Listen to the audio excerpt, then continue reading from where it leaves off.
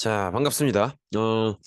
오랜만에 미국 얘기를 하려고 합니다. 우리가 배웠던 미국은 이제 영국으로부터 독립하는, 그래서 세계 최초의 민주공화국을 이뤄내는 그런 장면들을 마지막으로 봤던 것 같아요. 그래서 그때 그 혁명이 영국으로부터 식민지로서 독립한다, 그런 의미도 있었고, 또 어떤 시민이 주인인 국가, 즉 민주공화국을 건설한다, 그런 두 개의 의미가 다 있었던 그런 혁명을 봤던, 그게 이제 미국에 대한 기억이었던 것 같아요. 근데 뒤에 지금 화면 보시면 그때 우리가 봤던 미국의 국기랑 좀 다르죠. 다른 거는 몰라도 저 파란색 바탕에 저 하얀색 별들이 개수가 많이 달라졌죠. 그때는 이제 그 별들이 이렇게 동그랗게 모여서 13개였는데 저거는 지금의 국기죠. 지금의 국기는 저게 50개라고 하더라고요. 세볼까? 하나, 둘, 셋, 넷, 다섯, 여섯, 일곱, 여덟, 아홉, 하여튼 몰라요. 50개래요. 50개라고 하는데 저게 이제 주 하나당 별 하나잖아요. 네, 13개에서 50개로 늘었다는 건 그만큼 주의 개수가 늘어났다는 거고 그만큼 영토가 늘어났다는 거겠죠. 그래서 이제 미국이 조금씩 더 영토도 확장하고 더 강해지는 모습들, 그런 모습들을 이번 시간에 보려고 하는데 사실은 뭐 강해진다고 하는 게 늘 어떤 성장통을 어떤 이렇게 동반하는 거 아니겠습니까? 그래서 미국도 성장의 통증이 필요했던 거죠. 그 과정이 남북전쟁이라고 보시면 돼요. 그런 측면에선 우리랑 좀 비슷한 측면도 있네요. 미국도 독립한 이후에 남북 전쟁을 거쳐야 됐었고 우리도 독립한 이후에 남북 전쟁을 거쳐야 됐는데 차이가 있다면 뭐 우리는 그 전쟁을 제대로 끝내지 못한 거고 미국은 그 전쟁을 끝내고 더 큰 발전으로 나아간 거고 그 정도의 차이가 있겠죠. 아무튼 그런데 그렇게 생각을 해보면 우리가 미국의 영토가 늘어난다. 그러면 어느 방향으로 늘어나는 거겠어요?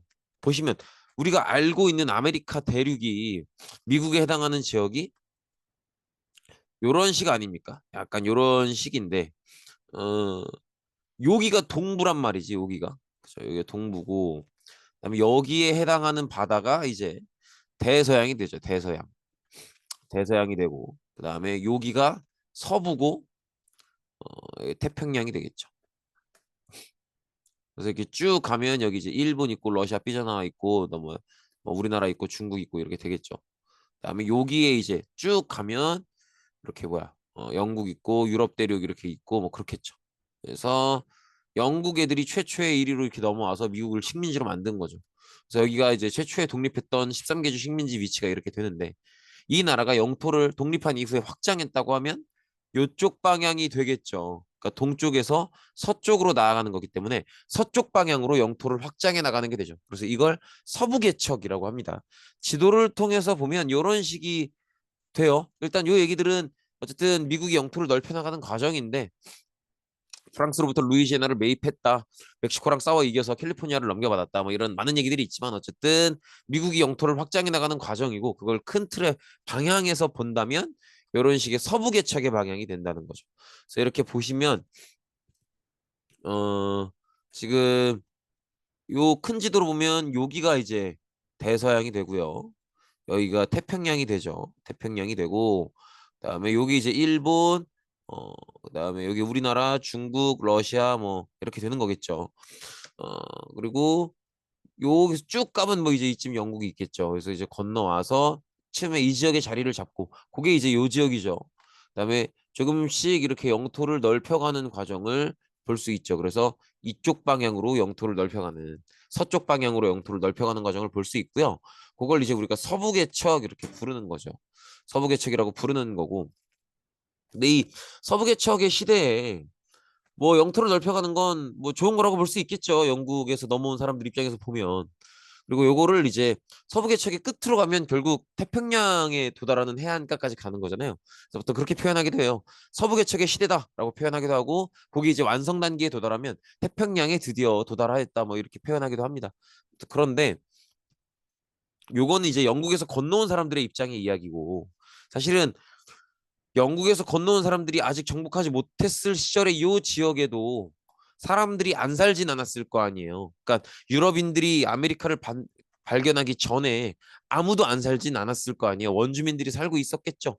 그러면 여기 이렇게 영국에서 건너와서 이 지역을 차지한 그 사람들이 서쪽으로 확장을 해 나가면 그 얘기는 원래 이 지역에 살고 있던 사람들과 충돌을 벌인다는 거잖아요. 그죠? 물론 이 충돌에서 싸움이 상대가 되진 않았겠죠. 이 원주민들은 되게 뭐 아직도 약간 청동기 스타일의 발전을 많이 못한 부족 사회 개념에 그렇게 살고 있으니까 영국에서 건너온 사람들이 당연히 이제 상대도 안 되게 이기겠죠. 이기겠지만 어쨌든 이게 굉장한 부작용을 낳을 수밖에 없다는 거죠. 그래서 이렇게 그 서부 지역에 살고 있었던 원주민들은 굉장히 큰 희생을 치를 수밖에 없었죠. 영국 애들이 넘어오기 전에 이렇게 뭐 캐나다 지역, 미국 지역 할 거 없이 되게 광범위한 지역에 많은 원주민들이 살고 있었는데 이제 영국에서 이제 넘어오는 사람들이 이들을 조금씩 서쪽으로 밀어내기 시작하는 거죠. 그러면서 결국 이 사람들을 이 제한된 구역에 지금 이렇게 보라색으로 칠하고 있는 요 구역이 인디언 보호 구역이거든요. 그래서 이때 이제 영국에서 넘어온 사람들은 원래 아메리카에 살던 사람들을 인디언이라고 불렀잖아요. 기억나시죠? 왜 그렇게 부르는지는. 요 대륙을 발견한 콜럼버스가 여기를 인도라고 믿었으니까 인도에 사는 사람들 이렇게 인디언이라고 불렀던 건데 나중에 인도가 아니라는 걸 밝혀지고 난 뒤에도 그냥 이제 그 용어는 그냥 남은 거죠. 아무튼 이 원주민 인디언들을 지금 지도에서 보시는 저 보라색 되게 제한된 지역에 몰아넣어서 저기를 인디언 보호구역으로 설정을 해서 저기에 이사 가서 살도록 하는데 그 인디언들이 이사 가라면 가겠어요? 싫어하지. 그래서 안 간다. 그러면 그때부터는 학살이 시작되는 거죠. 전쟁이 시작되고 진압이라는 이름의 전쟁이 시작되고 학살이 시작되고 그렇게 되면서 굉장히 많은 원주민들이 학살당했다 이런 거죠. 그렇기 때문에 이제 이런 논쟁도 있어요. 미국의 그 콜럼버스 데이라는 국가 기념일이 있거든요. 근데 요거는 뭐 단어 보시면 아마 예상이 되시겠지만 유럽인들이 아메리카 대륙을 처음 발견했던 그날을 기념하는 거예요. 근데 이걸 되게 기쁜 날로 기념을 하는 그런 개념의 기념일인데 요거를 최근에 이제 논쟁이 있는 게 과연 무조건 기쁜 일로만 보는 것이 맞느냐라는 그런 입장이 있는 거죠. 왜냐면 이게 유럽인들 입장에서 볼 때는 전혀 모르던 새로운 대륙을 발견한 거니까 기쁜 일로 볼 수 있겠지만 원래 아메리카 대륙에 살고 있던 원주민들 입장에서 보면은 이 사람들이 침략하기 시작한 첫 번째 날짜거든요. 침략한 뒤에 이어져 왔던 여러 가지 학살들, 그 학살들이 벌어지게 된 계기이기도 하고.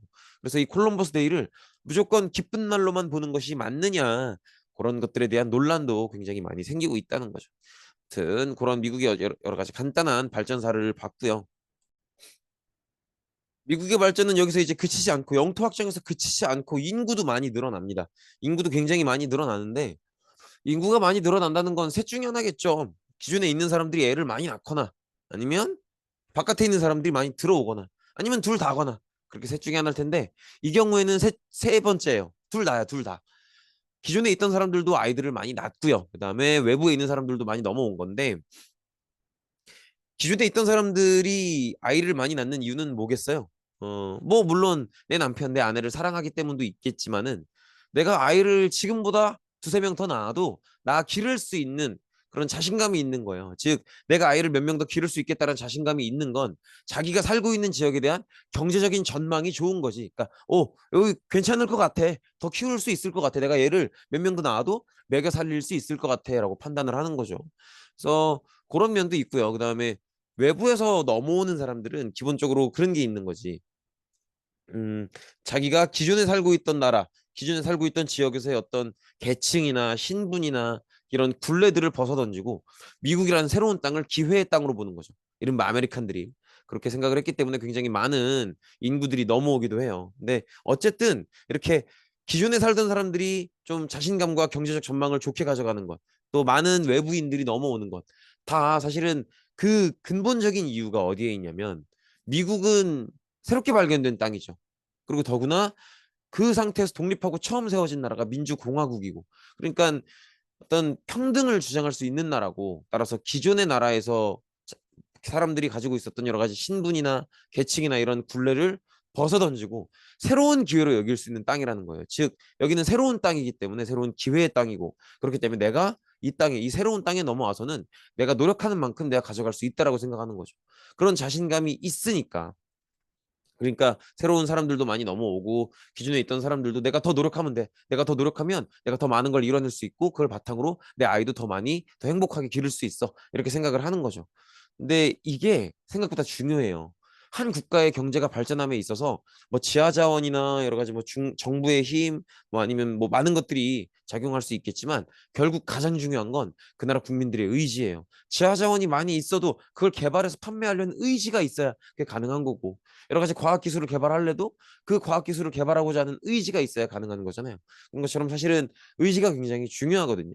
근데 이 미국은 기존의 다른 굴레들에서 벗어날 수 있는 새롭고 자유로운 기회의 땅이라는 것 때문에 사람들이 굉장히 강렬한 의지를 가질 수 있죠. 그래서 굉장히 많은, 여기는 이제 유럽인이라고 써 있지만 유럽인이 제일 먼저들 왔기 때문에 유럽인의 미국 이주 이렇게 쓴 거지, 사실은 유럽인을 시작으로 굉장히 많은 대륙들에서 미국을 기회의 땅으로 보고 찾아오게 되죠. 특히나 이 어떤 이민 이주의 바람에 불을 붙였던 게 요거예요. 캘리포니아에서 대규모의 금광이 발견됩니다. 금은 사실 캐면 자기 거잖아요. 금광이 그렇게 발견이 되면. 그러니까 이제 많은 사람들이 더구나 이 금광이 발견되면서 한몫 단단히 챙기기 위해서 또 대규모로 이민을 해오기도 하죠. 이걸 그래서 뭐라고 부르냐면 캘리포니아 골드러시 이렇게 부르기도 합니다. 자, 아무튼 이 시기에 굉장히 많은 사람들이 여러 가지 경제적 의지를 가지고 특히나 더 금광이 발견되면서 굉장히 많은 사람들이 이민을 해왔다. 뭐 그 정도를 그냥 요것들은 근데 그냥 가볍게 읽어보시고 넘어가시면 될 것 같아요. 뭐 이걸 달달달 외우고 그럴 필요는 없을 것 같아. 그렇게 보시면 되겠고, 이제 우리가 이번 시간에 배울 메인 이슈가 이거예요. 남북전쟁. 남북전쟁인데 이 남북전쟁은 한 개의 나라가 남쪽과 북쪽으로 분열돼서 싸운 거잖아요. 그렇기 때문에 남북전쟁이라고 부르는데, 이렇게 전쟁까지 벌어졌다는 건 사이가 안 좋다는 거겠죠. 그렇다는 얘기는 무언가 어떤 문제에 대해서 입장 차이가 있는 거예요.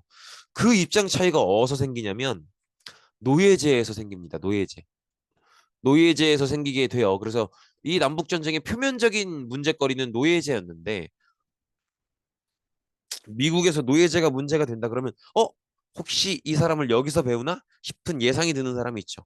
그렇죠. 미국의 되게, 한국에서 아마 가장 유명한 미국 위인이 아닐까 싶기도 한데 에이브람 링컨이죠. 그래서 맞습니다. 요 바로 뒷페이지에서 링컨을 배우게 될 거고요. 근데 이 문제는 사실은 표면적으로는 노예제 문제지만요. 조금 더 근본적으로는 산업적인 문제이기도 해요. 산업적인 문제이기도 합니다. 그러니까 쉽게 얘기하면 남과 북이 산업적인 입장이 달랐기 때문에 노예에 대한 입장도 달랐다는 거예요. 그래서 그 갈등 때문에 결국은 전쟁까지 벌어진다. 뭐 이런 얘기를 하는 거죠. 사실 여기에 해당하는 내용은요, 뭐 그닥 외울 게 없어요. 왜냐면 내용은 많거든요. 내용은 많은데 쭉 이렇게 썩어 쭉 이렇게 내용들을 써내려 놓고 보면 이거 다 사실 외운다기보다는 생각으로 끌어낼 수 있는 부분들이 많아요. 쭉 이렇게 써놓고 보면, 이거는 당연히 이렇게 되네? 그럼 당연히 이렇게 되겠지? 그럼 당연히 이렇게 되겠네. 이런 식으로 연결되는 내용들이 되게 많아요. 한번 천천히 보시면, 일단은 뭐 다른 거 생각할 거 없이, 새로운 사람들이 미국으로 왔잖아요. 그럼 이 미국 땅에서 먹고 살아야 될 거 아니에요? 그러면 가장 기초가 되는 산업이 뭐겠어요? 먹고 살기 위해서. 먹고 살려면 먹을 것들을 생산을 해야 될 거 아니에요? 먹을 것들을 생산하는 가장 기초적인 산업은 농업이죠, 농업. 농업을 여기저기서 시작을 해봐요. 농업을 여기저기서 시작을 하는데 농업이 어디서 더 잘 되겠어요? 당연히. 당연히 남부에서 더 잘 되지 않겠어요? 이게 여러분들이 요거를 좀 강렬하게 생각을 해 주셔야 되는 게, 남과 북의 이 위도 차이에 따라서 생각보다 기후 차이가 엄청 많이 벌어져요. 지금 우리나라만 해도, 우리나라 그렇게 큰 나라 아니잖아요. 한반도 자체도 그렇게 작은데 거기다가 절반 잘라서 남한만 봐도 한겨울 되면 서울이랑 부산이랑 완전 다르죠. 서울은 막 되게 영하 10도, 15도 막 내려가잖아요. 근데 막 서울이 막 영하 15도, 17도 이렇게 내려갈 때도 부산 내려가면은 영하 뭐 1도 아니면 뭐 그래요. 그렇게 많이 안 춥단 말이야. 이렇게 작은 나라에서도 남과 북에 이렇게 기후 차이가 있는데 하물며 이렇게 큰 나라 미국은 어떻겠어요? 그러니까 미국의 북부와 남부는 기후 차이가 상당히 심각한 거죠. 그래서 여기저기서 농업을 해봤지만 남부가 농업이 잘 되고 북부는 농업이 잘 안 됐던 거죠. 그렇기 때문에 중심 산업이 당연히 남부는 농업인 거예요. 남부는 당연히 농업이 중심 산업인데 북부는 농업이 잘 안 된단 말이야. 그래도 먹고 살아야 될 거 아니에요. 그러면 식량을 생산하는 농업은 잘 안 되니까 식량은 남부에서, 농업을 하고 있는 남부에서 사와야겠죠. 그러면 그걸 사올 돈을 마련하기 위해선 농업은 안 되니까 물건을 만들어서 팔아야 된다고. 만드는 게 공업이고 파는 게 상업이죠. 그렇게 하면 상공업이죠. 그래서 북부에서는 상공업, 남부에서는 농업이 주 산업이 돼요. 주 메인 산업이 되는데 그렇기 때문에 국가에 기대하는 것도 달라요. 북부 같은 경우에 물건을 만들어서 팔아야 되는 상황이기 때문에 정부의 도움을 좀 받아야 돼요. 정부가 이렇게 원료를 싸게 구할 수 있게 또 다른 나라와 수출할 수 있게 협약도 맺어줘야 되고요. 그다음에 세금도 조절을 해줘야 되고 다른 나라에서 들어오는 상품은 관세도 매겨줘야 되고요. 되게 많은 조건들이 들어간단 말이에요. 그러니까 이제 북부의 상공업은 정부가 좀 산업을 지켜주고 보호해주는 보호무역을 원하죠. 근데 남부는 아니에요. 남부는 농업이 발달해 있기 때문에 여러 가지 다양한 공장에서 만들어지는 물건들은 생산이 안 되고 그런 것들은 북부에서 사와야 돼. 근데 기왕 사오는 거 싸게 사면 좋잖아요. 근데 물건 가격이 싸지려면 어떻게 해야 돼요? 그 물건을 생산하는 기업들끼리 경쟁을 해야 되거든요. 기업들끼리 경쟁하려면 정부가 보호하는 보호무역보다는 자유롭게 경쟁하는 자유무역이어야죠. 그래서 남부는 오히려 또 자유무역을 원해요. 그래서 이렇게 서로 원하는 산업 형태도 다른데 이렇게 뭐 북부는 상공업 중심의 보호무역을 원하고 있고요. 남부는 농업 중심의 자유무역을 원하고 있고 그리고 또 노예제에 대해서도 입장이 굉장히 달라요. 근데 그럴 수밖에 없는 게 잘 생각해 보세요. 노예제라는 걸 이걸 남부의 농장 주인과 농장주라고 하죠. 농장 주인과 북부의 공장 사장님, 공장 사장과 누가 더 노예를 좋아할까요? 당연히 남부의 농장 주인입니다. 왜냐하면 공장 사장님 입장에서는 북부의 공장 사장님 입장에서는 이 공장의 운영과 노예가 컬러가 잘 안 맞아요. 왜냐하면 이 노예를 데리고 있으면 가장 큰 단점이 먹여주고 재워줘야 돼요. 근데 북부는 농업이 잘 안 되잖아요. 재워주는 것도 쉽지 않은데 먹이는 건 정말 힘들어요. 왜냐면 식량이 충분한 지역이 아니에요. 북부는 애초에 농업이 안 되고 있으니까. 더구나 노예를 데리고 있는 게 유리하려면 하루에 뭐 하루 왼종일 일을 시켜야 되거든요. 근데 북부는 공장을 운영하는 공장지대죠. 그러면 어떻겠어? 공장에서 일을 시킨다는 건 그 사람도 일을 하는 거지만 공장도 기계를 돌리고 있다는 거거든요. 그럼 전기가 들어가 줘야 되잖아요. 생각보다 산업에 들어가는 전기는 되게 비싸요. 그러니까 공장 사장님 입장에서는 일을 무조건 오랫동안 시킨다고 무조건 좋은 것도 아니에요. 이해되시겠죠? 그러니까 공장 사장님 입장에서는 일을 무조건 오래 시킨다고 좋은 것도 아니고 먹여주고 재워줘야 되는데 그것도 쉽지 않고 그러니까 노예가 안 맞지. 그러니까 공장 사장님들은 노예가 아니라 뭐를 원해요? 노동자를 원해요. 노동자는 먹여주고 재워주고 이런 거 필요 없어. 그냥 월급만 주면 지가 알아서 한단 말이에요. 이해되시겠죠? 그러니까 지가 알아서 한다기보다는 사장님이 월급 줬으면 됐지 먹여주고 재워줄 걸 챙겨줘야 될, 책임져야 될 이유가 없는 거죠. 노동자니까. 이런 차이가 있다는 거지. 근데 반대로 농장 사장님, 남부의 농장 사장님들 입장에서는 노예가 있는 게 좋아요. 왜냐면 일단은 농업을 주로 하고 있기 때문에 먹여주고 재워주는 거에 큰 부담이 없어요. 뭐 그렇다고 해서 되게 좋은 데서 재우고 되게 맛있는 거 먹이고 그럴 것도 아니잖아요. 그리고 기본적으로 굉장히 봐봐, 이 땅땡이 봐봐. 얼마나 넓어요. 이 넓은 지역을 다 농사를 지으려면 24시간 가까이 일을 해야 돼요. 하루 왼종일 일을 시켜야 된다고. 그렇다고 해서 이 시대 때는 농업이 아직 기계화된 상황도 아니기 때문에 일을 오래 한다 그래서 전기세가 많이 들어가고 그런 상황이 아니에요. 그냥 시키기만 하면 돼. 막 씨 뿌리고 막 잡초 뽑고 시키면 된다고. 그러니까 일은 거의 하루 왼종일 시켜야 되지. 먹여주고 재워주는 건 뭐 그렇게 크게 부담이 안 되지. 그러니까 남부의 농장 주인들 입장에서는 노예가 필요해요. 근데 북부의 공장 주인들 입장에서는 노예보단 노동자가 나으니까 노예가 별 필요가 없는 거죠. 더구나 이 공장 주인들, 북부의 공장 주인들 입장에서는 이 노예제 논쟁이 나왔을 때 노예제를 폐지해야 된다. 이 논쟁이 나왔을 때 노예제 폐지에 찬성하면 이것도 할 수 있어. 뭐겠어요? 착한 척도 할 수 있어요. 오이씨, 나는 인류를 사랑하고 저렇게 노예들을 인간 이하에 취급을 하는 걸 나는 내 윤리의식은 견딜 수가 없고 나는 그런 것들을 반대하는 도덕적인 사람이고 그런 얘기도 할 수 있단 말이야. 이해되시겠죠? 그러다 보니까 아무래도 북부는 노예제 폐지에 노예제 논쟁이 노예제를 이제 폐지해야 된다 이런 논쟁이 나왔을 때 북부는 노예제 폐지에 찬성할 수 있는 거고요. 남부는 노예제 폐지에 찬성하는 게 어렵죠. 그러니까 반대하게 되는 거죠. 그래서 원래도 미국은 북부 지역은 노예제가 유지가 거의 안 되고 있었어요. 북부 지역은 노예제를 거의 폐지한 상태였고 남부 지역은 노예제가 거의 유지가 되고 있는 그런 상황이었는데 미국이 이제 서부로 개척을 해나가잖아요. 그러면 서쪽으로 개척을 해나가면서 새롭게 미국 지역이 되는 주가 있겠죠. 새롭게 추가되는 주들이. 그 주들을 노예제가 있는 주로 할 것이냐, 노예제를 폐지한 주로 할 것이냐, 요걸 가지고 논쟁을 하다가 전쟁까지 가는 거거든요.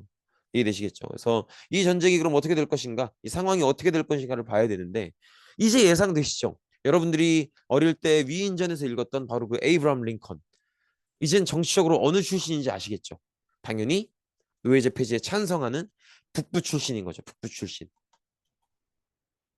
그래서 링컨은 기본적으로 북부를 바탕으로 정치 활동을 했던 사람이고 애초에 자기가 연설에서도 그렇게 얘기를 해요. 나는 노예제에 대해서 그렇게 큰 관심이 있진 않다. 다만 내가 바라는 건 연방 전체를 지키고 싶을 뿐이다. 이런 얘기를 해요. 그러니까 쉽게 얘기하면 내가 정치를 하고 싶은데 내 출신 지역이 북부야. 근데 이렇게 보니까 북부 사람들은 노예제 폐지에 찬성한단 말이야. 그러니까 내가 노예제 폐지를 주장해야 북부 사람들의 표를 얻을 수 있겠구나. 그렇게 생각을 한 거죠. 그래서 이제 노예제 폐지를 공약으로 가지고 대선에 출마를 하는데 당선이 돼요. 당선이 됐는데 이 당선도 사실은 우연의 일치가 아니라 물론 링컨 대통령도 후보 시절에 노력을 되게 많이 합니다. 막 열심히 토론도 하고 하는데 사실은 그걸 생각해 보셔야 돼요. 당선되는 게 어찌 보면 되게 당연한 결과인 게 우리 산업혁명 배울 때 그런 거 배웠잖아요. 자, 예를 들어서 A 지역이 있고 B 지역이 있어요. 이렇게 있는데 산업혁명의 바람이 확 불고 나서 그럼 공장들이 막 세워질 거 아니에요. 근데 공장들이 아무데나 막 세워지는 게 아니죠. 좀 이렇게 뭐 교통이 좋은지 이런 입지 조건들이 있잖아요. 그러면 A 지역이 뭔가 입지가 더 좋았던 거야. 그래서 A 지역에 막 이렇게 공장들이 생겼어. 이렇게 되면 근데 B 지역은 여전히 산업혁명 이후에도 집불도 없어. 여전히 시골이야. 그러면 인구의 흐름이 어떻게 되겠어요? 다 A로 간단 말이에요. 다 A로 가요. 그러면 어디가 더 인구가 많겠어요? A가 더 인구가 많지. 요거를 지금 미국에 비유하면 여기가 북부, 여기가 남부가 되는 거예요. 그렇지 않습니까? 즉, 북부가 인구가 많아요? 남부가 인구가 많아요? 북부가 인구가 많을 수밖에 없다는 거죠.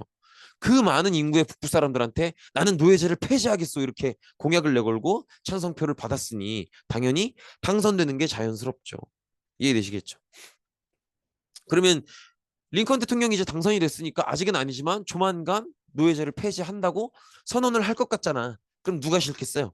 남부 입장에선 싫죠. 그래서 남부가 아예 노예제 폐지할 것 같은데 그럼 농장 운영 힘든데 나 미국 안 해 그냥 나는 미국이란 연방에서 탈퇴해 버릴 거야. 이런 식으로 나오는 거예요.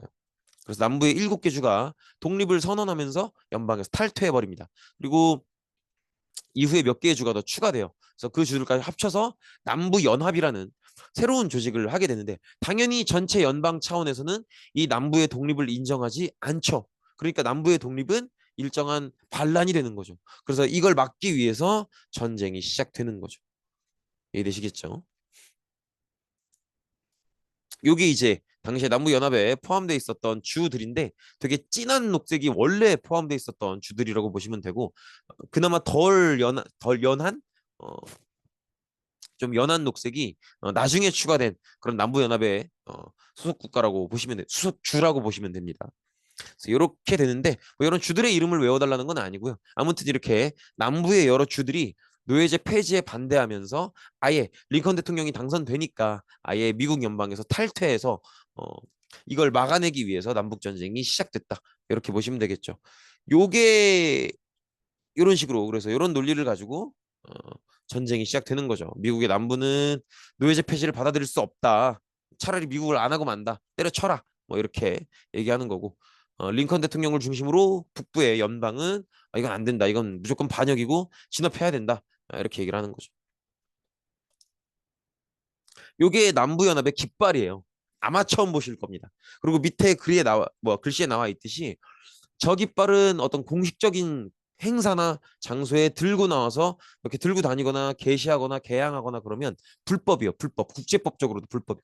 왜냐하면 저 깃발 자체가 남부연합을 상징하는 깃발이니까 남부는 노예제 폐지에 반대했었죠. 노예제가 유지되길 바랬잖아요. 그럼 그 노예를 다 누가 하겠어요? 흑인들이 한단 말이에요. 그러니까 남부연합은 깃발 그 자체가 흑인 인종차별을 상징하는 깃발이에요. 그렇기 때문에 저건 지금은 이제 어디서도 게시하거나 들고 다니거나 하면 안 되는 깃발이 됐죠. 어쨌든 이렇게 이런 모습을 볼 수 있고요. 이렇게 전쟁이 벌어지는데 이 전쟁의 결과도 사실은 예상할 법한 거예요. 당연하지 않습니까? 전쟁을 하면 뭘로 싸울 거예요? 주먹으로 싸울 거야? 아니잖아요. 총 들고 대포 들고 싸울 거잖아요. 그거 어디서 만들겠어요? 다 공장에서 만드는 거지. 근데 공장 어디에 있어요? 북부에 있잖아. 인구도 북부가 더 많아요. 그렇다 보니까 당연히 북부가 이길 수밖에 없는 전쟁이기는 해요. 근데 초반에는 남부가 조금 유리한 면도 있었어요. 왜냐면 남부는 저항을 하는, 그러니까 이 싸움을 시작한 그런 입장이기도 하고요. 재정적인 측면만 보면 남부가 조금 더 여유가 있기도 했었고, 그래서 그런 면들이 있어서 처음엔 남부가 유리했지만 의미 없죠. 공장을, 무기를 만드는 공장이 다 북부에 가 있고 인구도 북부가 훨씬 더 많은데 어떻게 남부가 북부를 이겨요? 그러니까 결국은 북부가 이기게 되는 전쟁이라는 거죠. 더구나 남북 전쟁이 시작되고 나서 링컨 대통령이 노예 해방을 선언합니다. 근데 잘 보세요. 남부연합은 지금 자기들끼리는 독립해 있다고 하죠. 근데 연방 전체는 이들의 독립을 인정하지 않아요. 그러면 공식적으로 연방 전체의 대통령인 링컨 대통령이 지금부터 미국은 노예를 해방합니다 이렇게 선언을 했을 때 그게 공식적으로는 남부에 적용이 되는 거예요, 안 되는 거예요? 공식적으로는 되는 거라고. 그러면 남부에서 노예로 잡혀있던 사람들이 이 소식을 듣고 탈출해버리면 그게 불법이에요, 합법이에요? 합법이 되는 거야. 노예제는 폐지됐으니까. 이해되시겠죠? 그래서 요때 링컨 대통령이 전쟁 이후에 노예 폐지를 선언하면서 남부에서 굉장히 많은 흑인 노예들이 도망쳐 나와요. 어디로 가겠어? 당연히 북부로 가죠. 당연히 북부로 가서 다 그런 건 아니지만 적지 않은 숫자가 북부의 병사가 됩니다. 그러니까 북부는 안 그래도 무기도 충분하고 공장이 다 북부에 있으니까 무기도 충분하고 그리고 또 인구수도 많은데 남부에서 도망쳐 나온 노예들까지 추가가 되니까 병력이 더 늘어난 거죠. 그러니까 이렇게 되면은 남부가 이기기가 힘들어지는 거죠. 이렇게 결국은 남부가 패배하게 되는 그림으로 가고요. 그 결정적인 전투가 게티스버그 전투였습니다. 게티스버그 전투였는데 이 전투는 전투 자체도 되게 큰 의미가 있기 때문에 중요하지만 이 전투가 끝나고 나서 링컨 대통령이 직접 연설을 오거든요. 근데 그 연설 때문에 더 유명해요. 요 연설이 이제 아마 그 들어보셨을 그 연설이에요. 국민의 국민에 의한 국민을 위한 정부.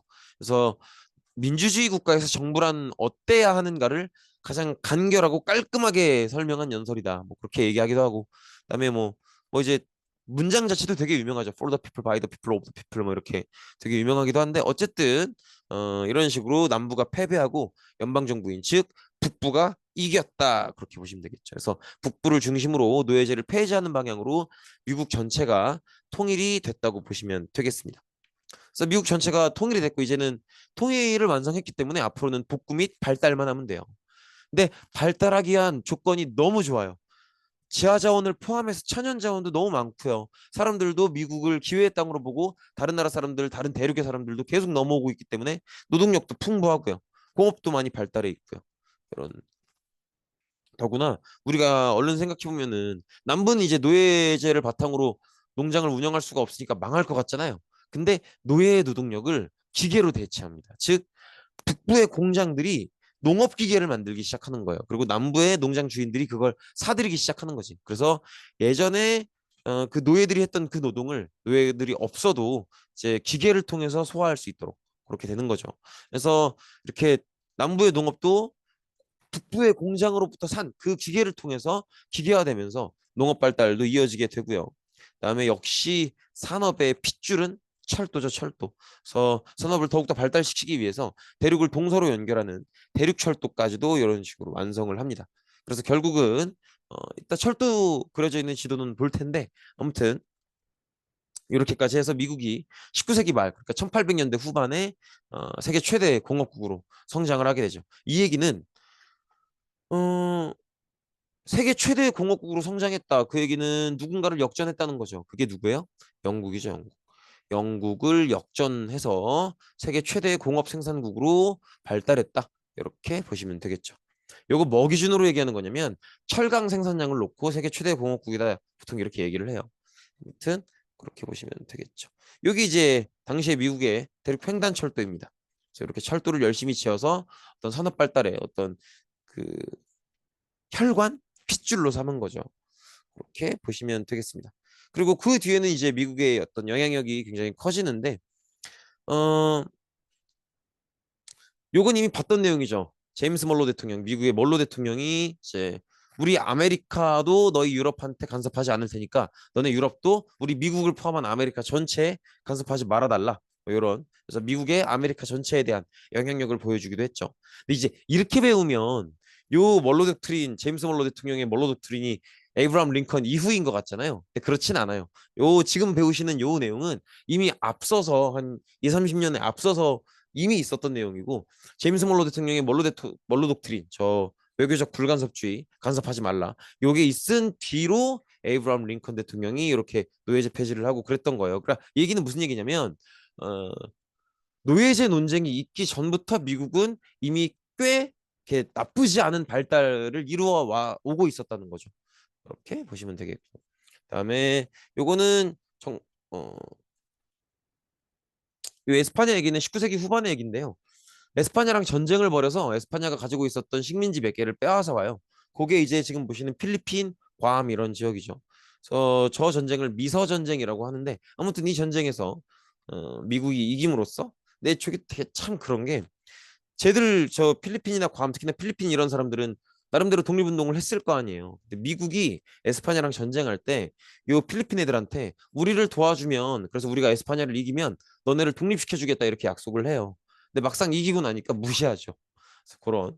그래서 필리핀은 지금도 미국의 식민지로 있었기 때문에 물론 나중에 당연히 독립은 하지만 한참 동안 미국의 식민지로 있었기 때문에 지금도 필리핀은 영어가 공용어예요. 그래서 이렇게 우리나라나 중국, 일본 이런 데서는 영어 어학연수는 가야겠는데 뭐 영국이나 미국이나 캐나다 이런 데는 너무 비싸고 멀고 하니까 필리핀으로 어학연수를 가는 경우들도 지금은 어떤지 모르겠네. 근데 하여튼 꽤 많았어요.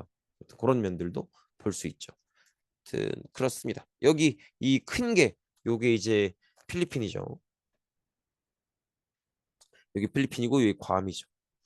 하여튼 그런 모습을 볼 수 있다. 네, 고생 많으셨습니다. 오늘은 여기까지입니다.